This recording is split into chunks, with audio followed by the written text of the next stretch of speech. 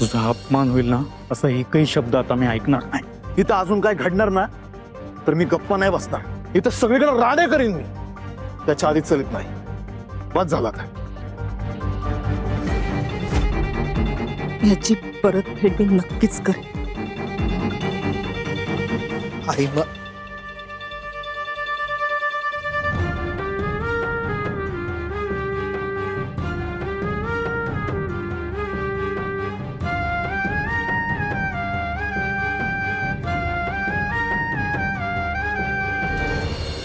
बघितली का दीपाची कमाल? धैर्य मुजुमदार, हरलाय तुम्ही। दीपाने एकदा जिंकायचं ठरवलं की ठरवलं, मग समोर सावी असू दे नाहीतर धैर्य मुजुमदार।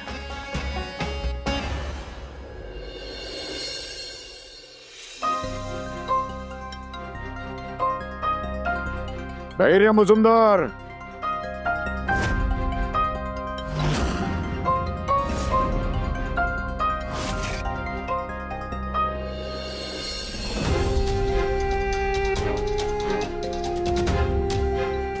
संपला आता खेळ सारा।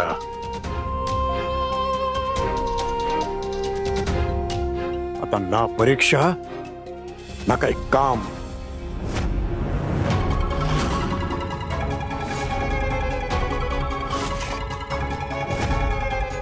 भाऊ, माझं प्रेम आहे सावीन, मी त्यांचं सुद्धा विसरायचं।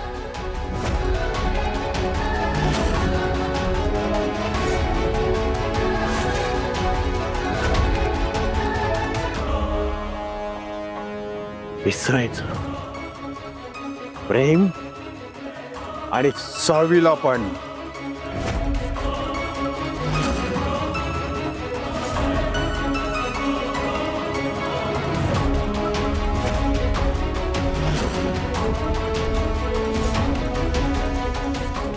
इतकं सगळं झाल्यानंतर मला सांगा, कोण आपली नात तुमच्या घरात सून म्हणून पाठवेल?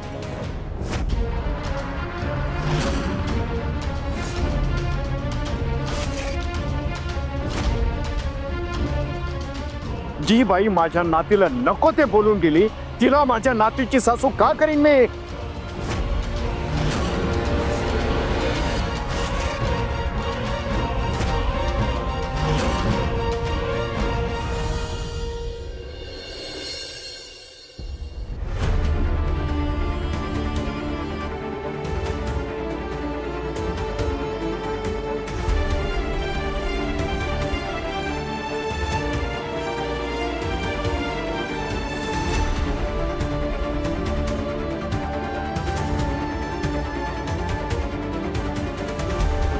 मुळात संस्कार कशाला म्हणतात हेच मुजुमदारांना माहित नाही। माझा जीव गेला तरी बेहतर, पण मुजुमदारांसारख्या संस्कारहीन, नालायक, चारित्र्यहीन लोकांच्या घरात माझी नात सून म्हणून देणार नाही। निर्लज्जपणाचा कळस आहात तुम्ही तामिरेबाई, निर्लज्जपणाचा कळस। तुमच्याशी बोलणं म्हणजे स्वतःचा अपमान करून घेण्यासारखं आहे। वा तुम्ही कृपया इथून निघालेलं बरं, कारण हे असले तमाशे आहेत ना मुजुमदारांच्या घरी चालत असतील, बायकांच्या घरी नाही। या घरात सरस्वतीचा वास आहे, तेव्हा आपल्या पोराला घ्या आणि निघा इथनं। इथं राहतोय कारण माझं प्रेम आहे सावीवर, इतकं प्रेम की त्यांच्याशिवाय जगायचा विचारही नाही करू शकत मी, इतकं प्रेम की त्यांच्याशिवाय मला दुसरं कुणी दिसतच नाही, इतकं प्रेम की मी त्यांच्यासाठी काही करू शकतो, आयुष्यभर त्यांच्या घरात घरगडी म्हणून राहू शकतो। तू आत्ताच्या आत्ता माझ्या बरोबर घरी चल। हा, तुझ्या डोळ्यांवर जी प्रेमाची झापड आहे ना ती कशी उतरवायची ते मला माहिती। तू चल चल माझ्या बरोबर घरी चल। नाही आहे, अजून माझी परीक्षा बाकी, ही परीक्षा पास केल्याशिवाय मी हे घर सोडणार नाही। मुजुमदारांचा माज आणि वाईट संस्कार सोडून नायकांचे चांगले संस्कार अंगात भिनतायत की नाही, रुजतात की नाही, हे सिद्ध करण्याची परीक्षा. सावीवरचं त्याचं प्रेम खरं आणि निस्वार्थ आहे की नाही, हे सिद्ध करण्याची परीक्षा. आणि या सगळ्या परीक्षा देण्यासाठी, स्वतःला सिद्ध करण्यासाठी ते स्वतःहून इथं आलेत, कुणी जबरदस्ती केलेली नाही.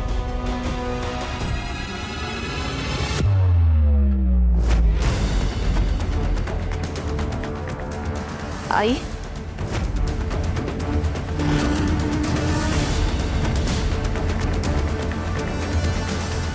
पाणी.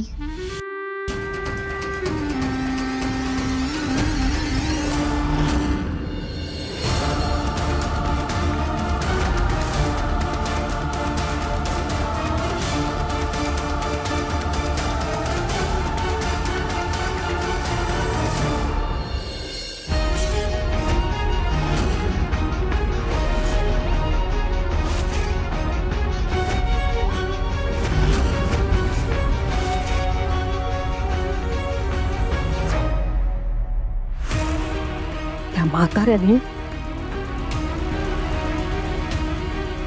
माझा अपमान केलाय.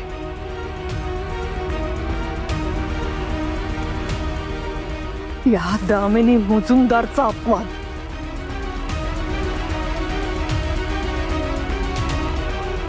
आग आग होते माझी.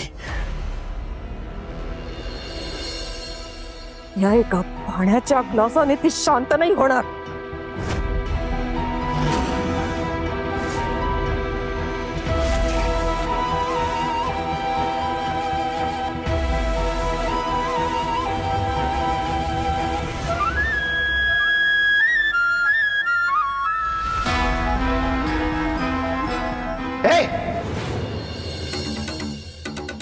चल.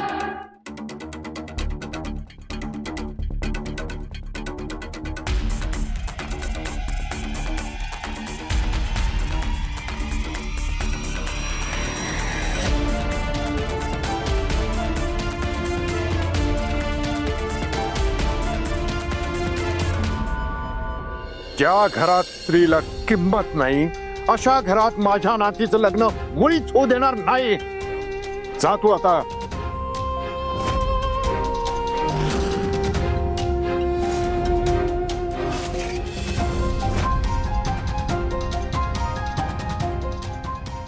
हे बघा धैर्य मुजुमदार, कान उघडे ठेवून नीट ऐका.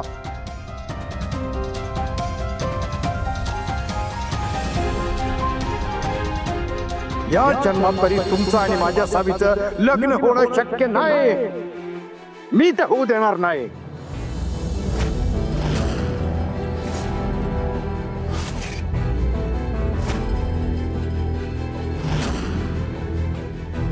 निघू शकता तुम्ही.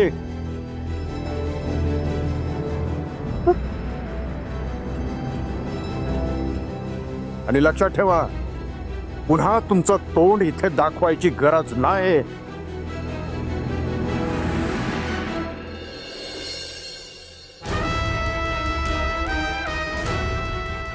या घराचं आणि सावीच्या आयुष्याचं दार तुमच्यासाठी कायमचं बंद आहे.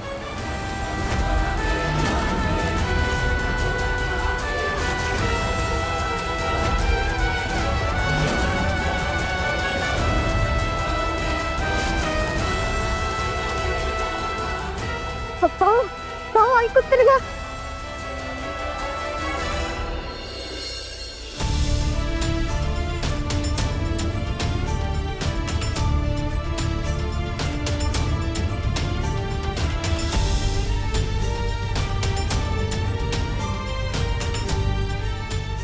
ऐकायला येतंय का नाही?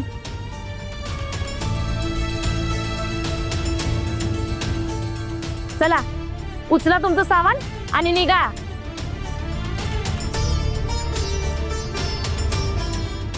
बसल्या तिथंच बघत.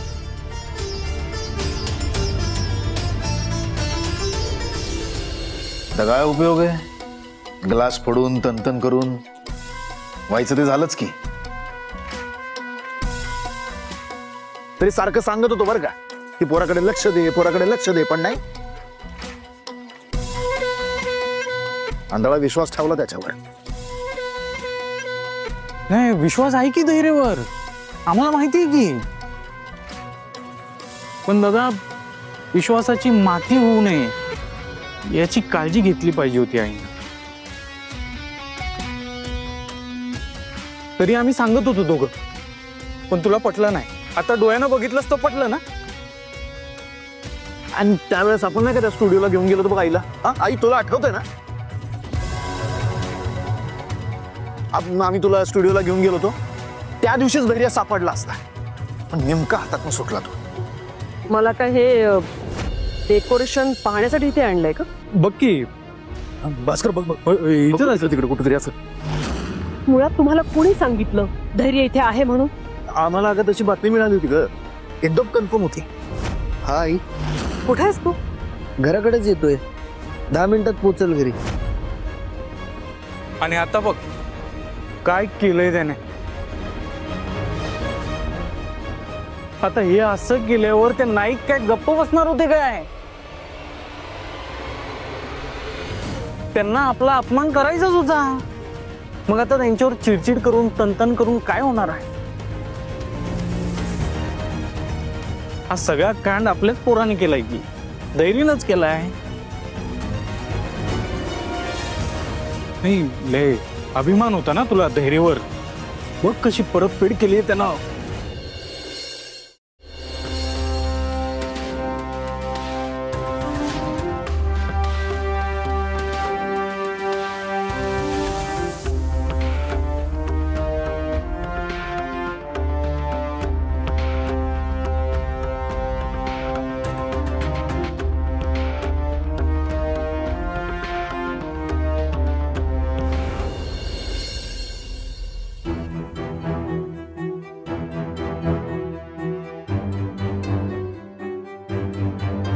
ताई, काय झालं? जेवायचं नव्हतं तेच झालं. म्हणजे आईंना कळलंय सगळं.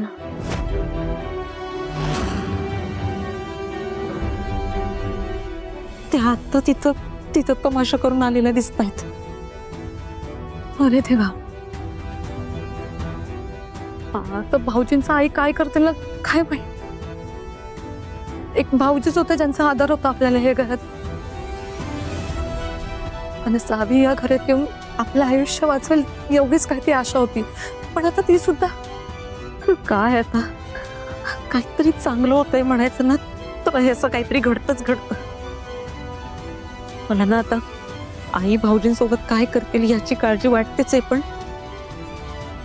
आता तिथं भाऊजी कसे असतील याचं जास्त टेन्शन आलंय.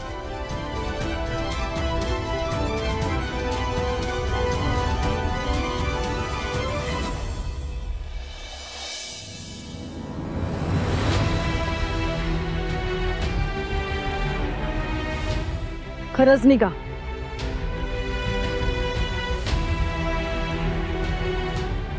मी काही चेष्टा चालवली सगळी?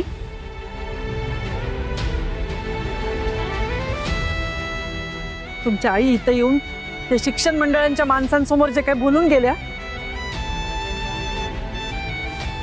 त्यामुळे अख्ख्या कोल्हापुरात आता नाईकांच्या नावावर शिंतोडे उडवले जाणार आहेत.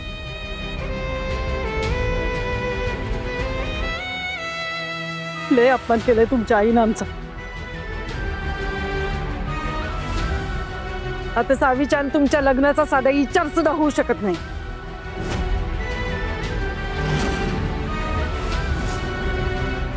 झालं तेवढं बास. लयच सण केलं आम्ही. तुम्ही हात जोडताय तुमच्या पुढं. निघा इथलं.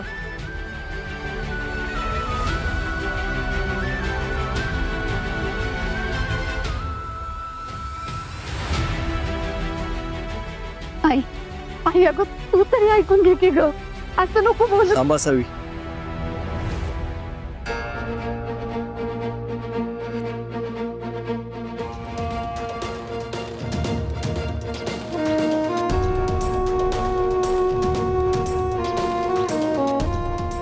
आई, इथं जे काही घडलं त्याचा तुम्हाला किती त्रास होत असेल हे मी समजू शकतो.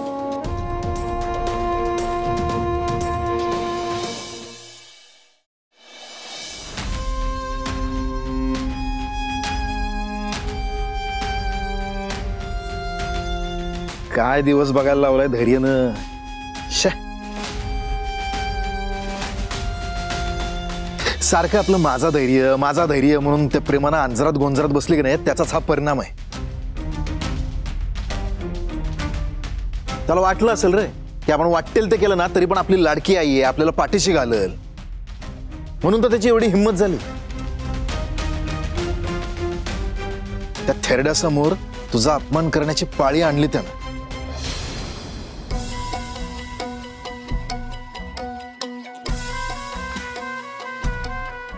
आई,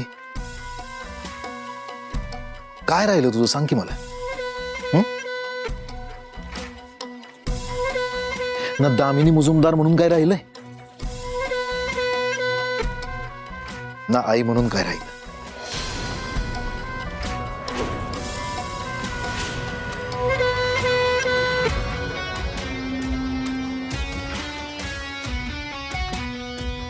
खरं सांगायचं तर तू हारलीस आहे, ते पण तुझ्या लाडक्या लेकामुळं.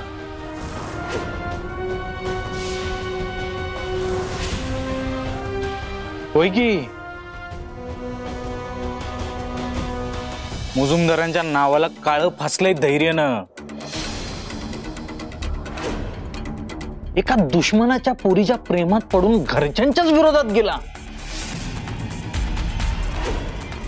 हे समजल्यावर काय म्हणतील लोक. शक्य असताना तर थुंकले असते आपल्यावर. नाही, एवढी किंमत कमी झाली आपली.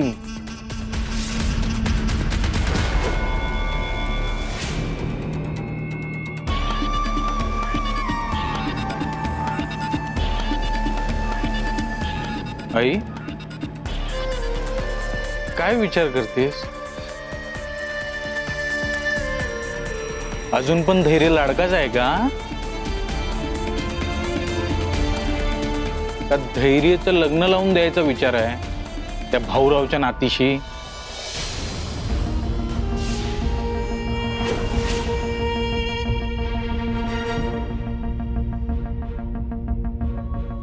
लग्न जावाय बापूंच, ते बी त्या दीड दमडीच्या भाऊच्या नातीची?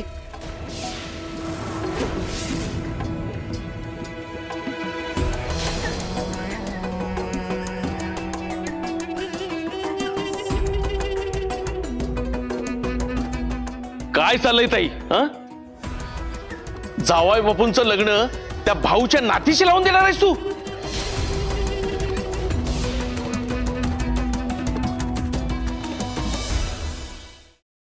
माझी आई जे काय वागली बोलली ते बरोबर नाही.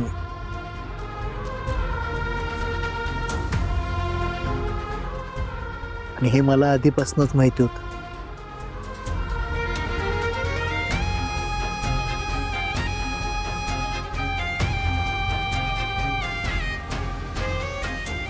दोघांच्याही घरातून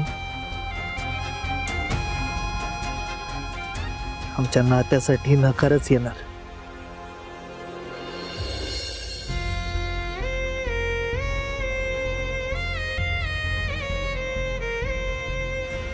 म्हणून मी इतक्या सहजासहजी हार नाही मानू शकत.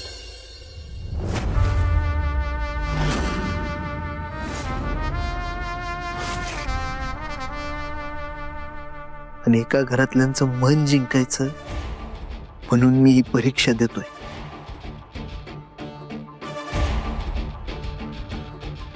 एकदा ही परीक्षा पास करून भाऊंच्या मनात जागा निर्माण केली ना,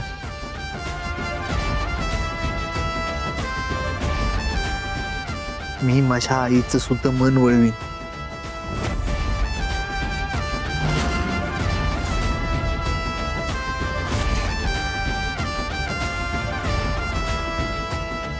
पण आता जोपर्यंत मी ही परीक्षा पास करत नाही,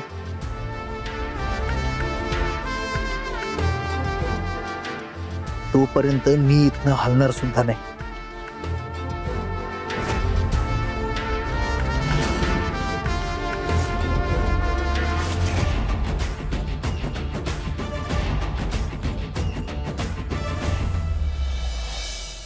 हे बघ दया, असं काहीही होणार नाहीये.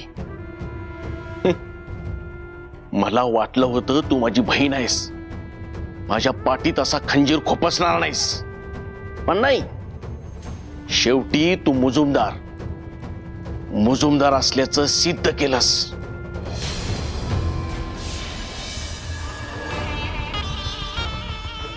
फसवलंयस तू मला, फसवलंयस.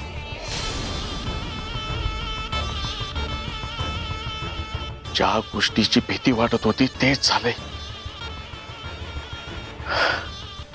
तुम्ही सगळ्या मुजुमदारांनी मिळून मला फसवलंय, मला फसवलंय. असं काहीही झालेलं नाहीये दया.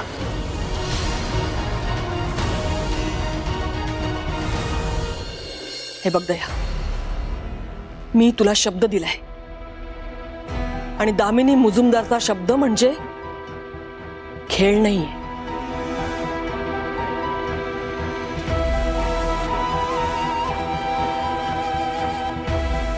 पण हा धैर्य असं का वागतोय तेच समजत नाही. समजून घे ताई, लवकर समजून घे. जसा दामिनी मुजुमदाराचा शब्द म्हणजे खेळ नाही ना, तसाच दयाचा शब्द म्हणजे सुद्धा खेळ नाही.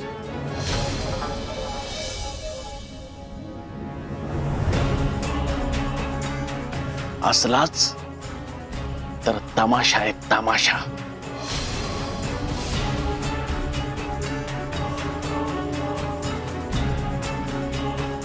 मी काय करू शकतो याचा अंदाज आहे तुला.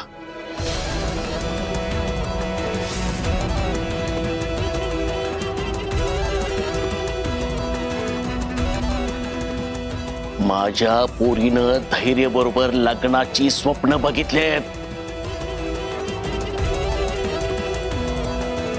आणि काहीही झालं तर तिची स्वप्न पूर्ण झालीच पाहिजेत.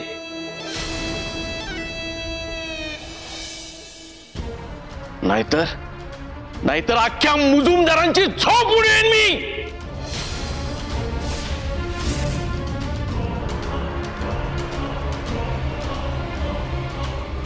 अरे मामा, आम्ही काय केलंय? आमच्यावर का चिडचिड करतोय?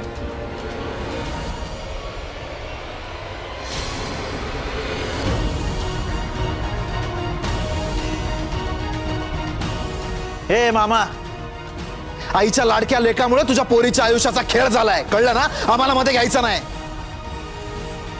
होय की, तो धैर्य सावीच्या प्रेमात पडलाय, त्याला आम्ही काय करणार?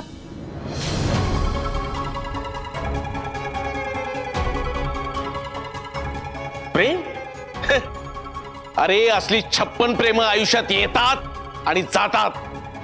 मी प्रेम बीम काही म्हणत नाही.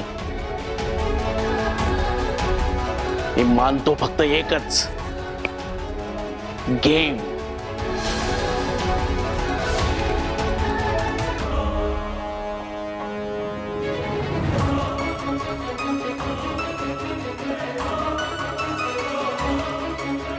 वाकड्या जाणाऱ्यांचा गेम कसा वाजवायचा हे दया चांगलंच जाणतो.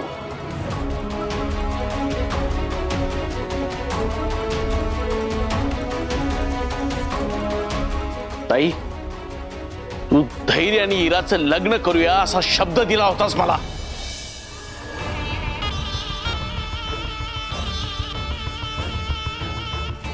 तो शब्द पाळ.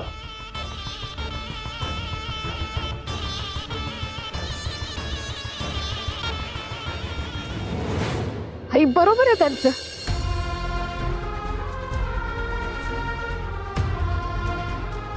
भाऊंनीच कबूल केलं होतं की ते धैर्याची परीक्षा घेणार आहेत.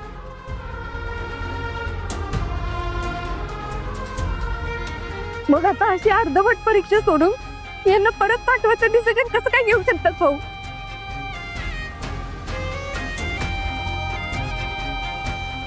आई धैर्यानी पहिल्या दिवसापासून सगळी कामं अगदी मनापासून केली.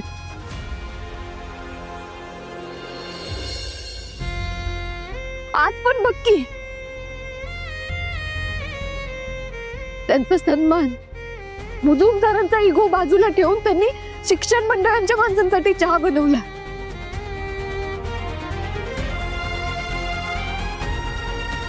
का? माझ्यावरचं प्रेम सिद्ध करायचंय म्हणून.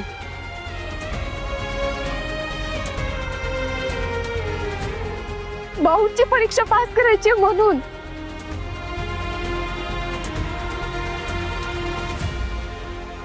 आई अगं एवढं सगळं करून सुद्धा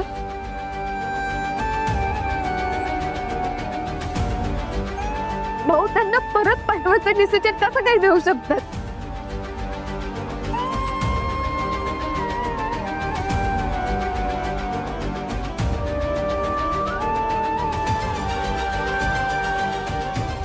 भाऊनी न्यायाच्या नाही अन्यायाच्या बाजूने निकाल दिलाय.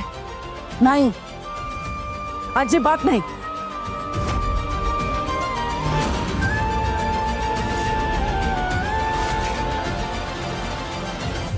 लहानपणापासून माझी पोरगी आस लावून बसली आहे की धैर्य बरोबर लग्न होणार, आणि तुझ्याच सांगण्यावरनं तिला मी हित ठेवलंय.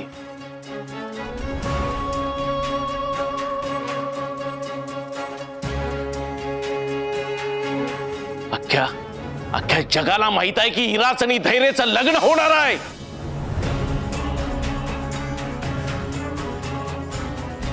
आणि हा तुझा लाडका दुसऱ्याच पुरीच्या प्रेमात पडलाय.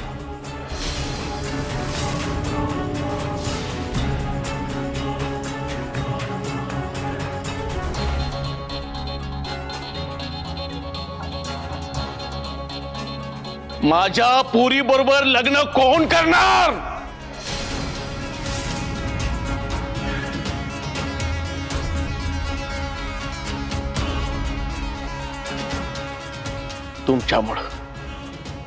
तुमच्यामुळं तिचं आयुष्य उद्ध्वस्त झालंय.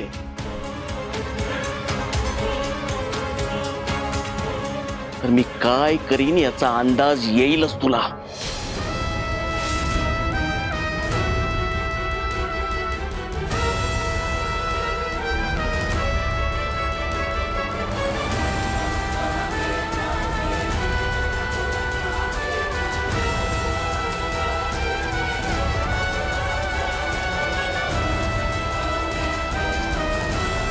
थांब दया.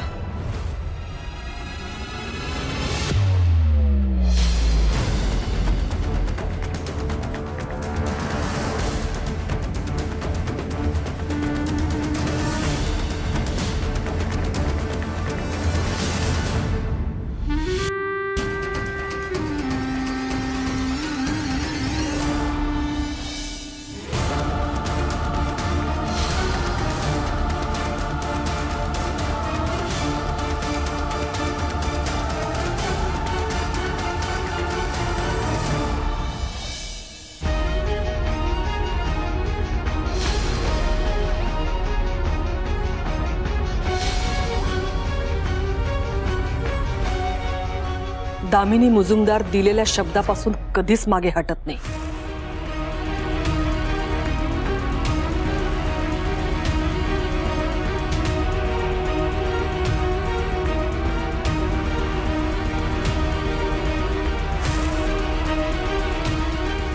हिराचं लग्न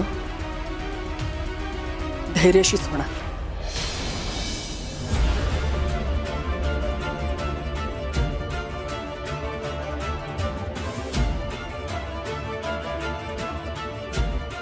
काही वाटेल ते झालं तरी उद्या रात्रीच्या आत धैर्य घरात असेल.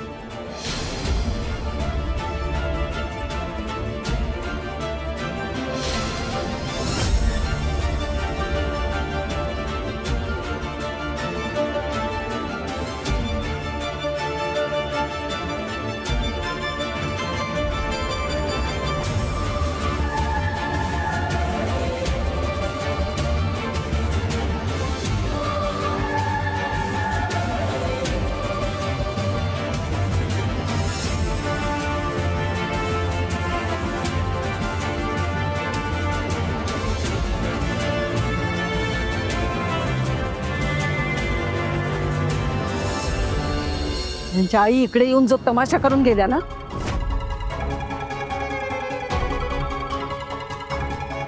त्यानंतर भाऊंनी हा निर्णय घेतलाय आणि तो योग्यच आहे.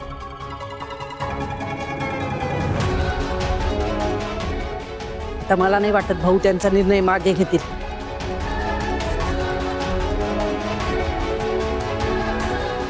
त्यांना तो मागं घ्यायला लागल.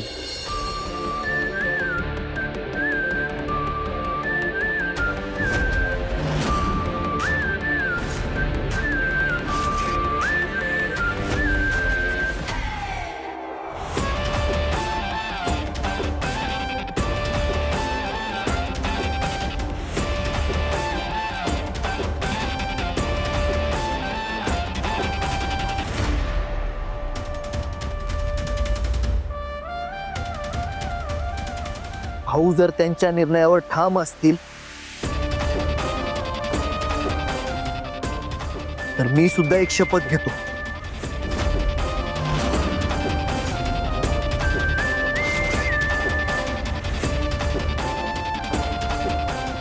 जोपर्यंत सावी माझा हात हातात धरून आयुष्यभर माझ्यासोबत राहण्यासाठी या उंबऱ्याच्या बाहेर पाऊल टाकत नाहीत,